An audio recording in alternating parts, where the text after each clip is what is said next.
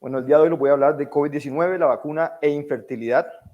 No tengo ningún conflicto de interés y la diapositiva es muy similar a la de esta mañana.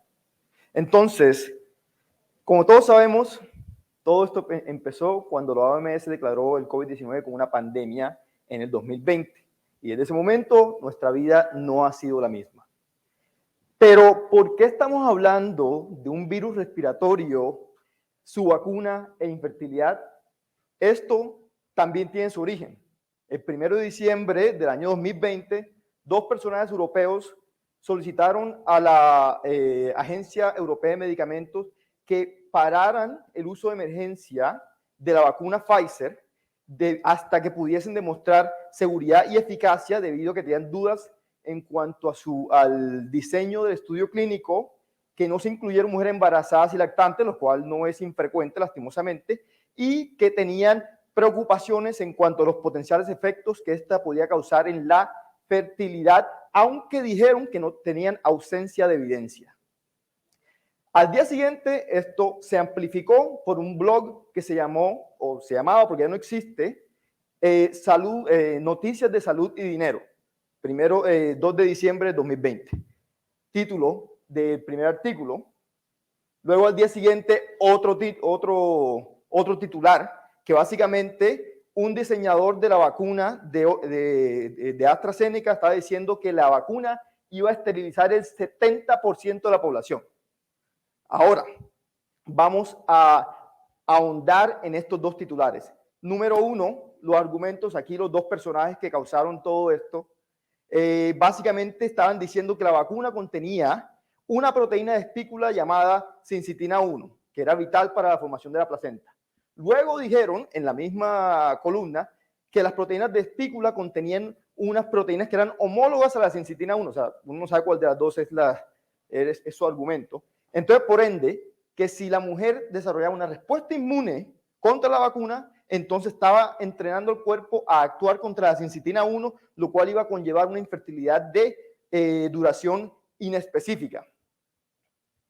Luego, entonces, el otro titular. Básicamente, el de la derecha fue uno de los que trabajó en la vacuna de AstraZeneca, el de la izquierda, siempre un reportero importante en Gran Bretaña, y básicamente diciendo otra vez que las vacunas van a causar esterilización en 60-70% de la población. Estoy diciendo, hay que creerle a él, porque si él piensa que está transmitiendo un mensaje equivocado, él va a corregir. Pero cuando le preguntaron a él meses después, él dijo que, hey, yo no estaba hablando nada de fertilidad, estaba hablando de eliminación de la replicación viral, pero ya el daño estaba hecho. Al día siguiente, ya tú ves como las búsquedas de Google de COVID, vacuna, infertilidad se dispararon. Esto fue un artículo publicado. Y ya la suspicacia en la población. Ya nadie creía en nada. Entonces, un grupo de especialistas en medicina reproductiva de Estados Unidos, aproximadamente un mes después, empezamos a defender a nuestro campo.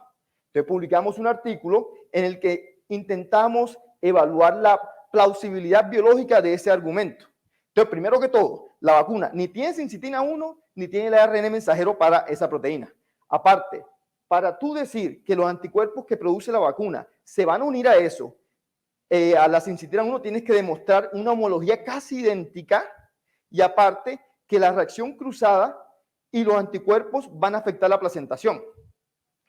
Pero estas dos proteínas son muy distintas, y la verdad yo nunca había escuchado hablar de sincitina 1 antes de todo esto.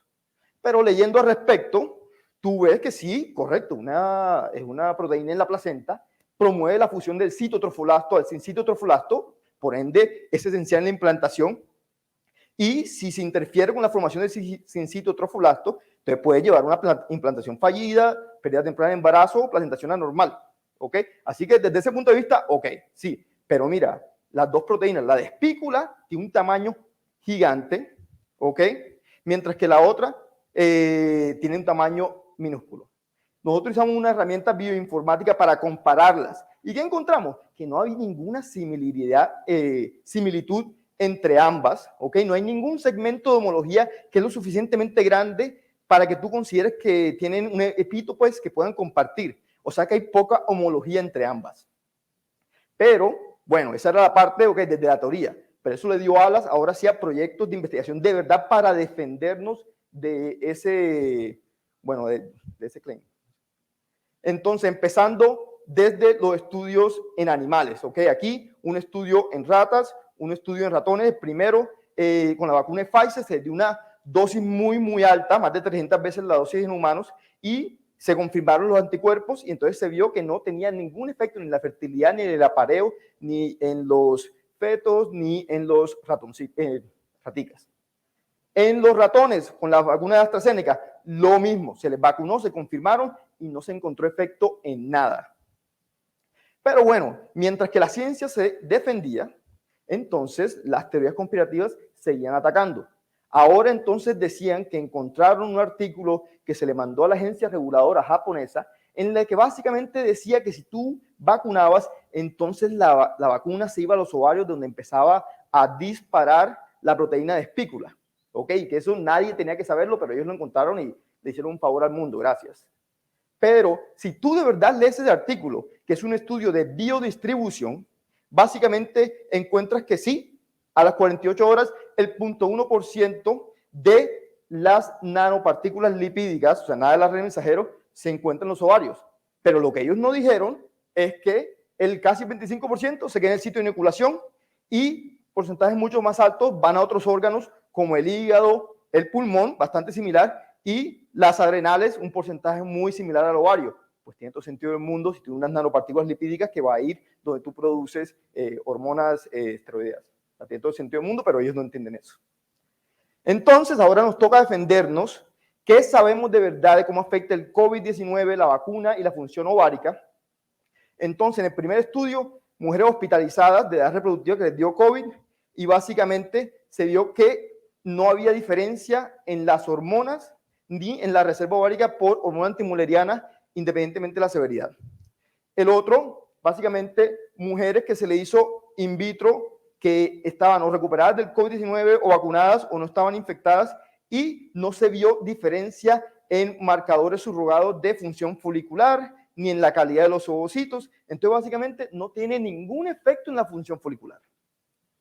Otro estudio en Wuhan, donde empezó todo esto. También se confirmaron los anticuerpos y ¿qué se encontró? Que comparado a los controles, no hay diferencia de reserva ovárica, respuesta a la estimulación, número de ovocitos que se pueden extraer, la proporción de maduros, de fertilizados, de clivaje. El otro estudio de Orvieto, básicamente también pacientes vacunadas y no había diferencia ni en estimulación, dosis de gonadotropinas, niveles picos de estradiol, número de ovocitos, maduros, etcétera.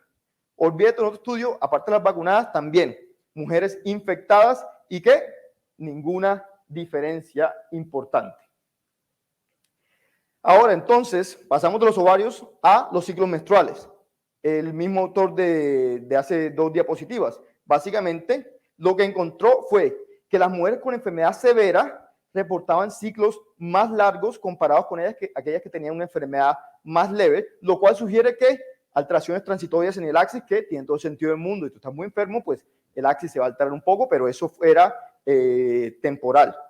El otro fue un estudio prospectivo, todo esto es de este año, estudio prospectivo a nivel de población en que intentaba ver las consecuencias a largo plazo del COVID y que encontró que las mujeres que reportaban más síntomas sí reportaban más cambios en la menstruación, pero son pacientes que se enfermaron, no estamos hablando de pacientes vacunadas, pacientes enfermas. Pero bueno, la ciencia se defiende y llegan ellos y nos dan otra vez. Ahora entonces diciendo, que fue el que ocasionó todo, diciendo que la vacuna del COVID entonces va a dañar la placenta, ¿ok? Porque hay un estudio de 15 mujeres en el que básicamente se encontraron los anticuerpos contra la placenta que subieron los primeros 4 días. Entonces le recomienda, le advierte a las mujeres de edad reproductiva que no se vacunen, ¿ok? Hablemos de COVID-19, la vacuna y el embarazo, ciencia de verdad, ¿ok? Porque el otro estudio que él dice, no sé dónde está porque no lo encontré en ningún lado. El primero, entonces, Wuhan, otra vez, pacientes con anticuerpos. ¿Y qué se encontró? Tasa de fertilización similar, tasa de implantación similar, de bioquímicos similares, tasas de embarazos clínicos similares, de pérdidas similares. El otro estudio de Morris, un solo autor que se publicó este año, básicamente tomó embriones, transferencia única a pacientes que tenían anticuerpos comparadas con aquellas que no tenían anticuerpos. ¿Y qué encontró? No hay diferencia en la implantación, en la que tienen anticuerpos y la que no tienen, y tampoco hay diferencia en bioquímicos, embarazos clínicos o embarazos en curso, incluyendo cuando nada más se transfirieron embriones euploides, lo cual sugiere que no hay daño en el trofoblasto. Pero bueno, entonces el argumento es que como nuestros cuerpos producen anticuerpos contra el SARS-CoV-2, entonces uno presumiría que las pacientes que se enfermaron de forma natural van a tener un aumento en la tasa de pérdidas o inflamación placentaria, ¿cierto? Luego de la infección o luego de la vacuna. Pues eso es lo que tiene sentido con base en los argumentos iniciales. Entonces, ¿qué sabemos de infección y embarazo? Primero, estudio de casos en controles, ¿ok? ¿Y qué se encontró? Que básicamente el COVID-19 no era un factor predictor independiente para la pérdida temprana de embarazo. El otro autor, segundo estudio, un estudio de cohortes, y que se encontró que básicamente las pacientes que tenían anticuerpos contra el SARS-CoV-2 no tenían un aumento en la translucencia nucal o en la pérdida del embarazo. El otro, un estudio de cohortes prospectivos, mujeres que se enrolaron de forma temprana, no hay diferencia en la incidencia de pérdida temprana del embarazo entre aquellas que fueron positivas o negativas. ¿Qué sabemos de la pérdida del embarazo y la vacuna? Este estudio básicamente básicamente donde reportan los efectos adversos de medicamentos o de esta vacuna, es como un de vigilancia, ¿ok? ¿Y qué se encontró? Que la probabilidad de haber recibido la vacuna en los 28 días anteriores a la pérdida comparado con aquellas que no habían sido vacunadas no era mayor, ¿ok? Entonces, las pacientes que tuvieron una pérdida del embarazo no tenían un aumento de la probabilidad de haber estado expuestas a la vacuna en los 28 días previos, ¿ok? Ahora, estamos hablando de las dos vacunas de RNA mensajero porque los números de Johnson & Johnson eran muy poquitos. En los estudios clínicos iniciales, que también sirven para ver qué pasó, las tasas de embarazo accidentales similares. ¿Qué sugiere esto? Que las vacunas no previenen el embarazo. De las que se embarazaron y ya se habían vacunado, ¿qué se encontró? Que las tasas de vacunación no eran mayores en las que perdieron el embarazo, entonces sugiere que no tienen ningún efecto detrimental en el embarazo temprano. Ahora, ¿qué sabemos de la patología placentaria con la vacuna?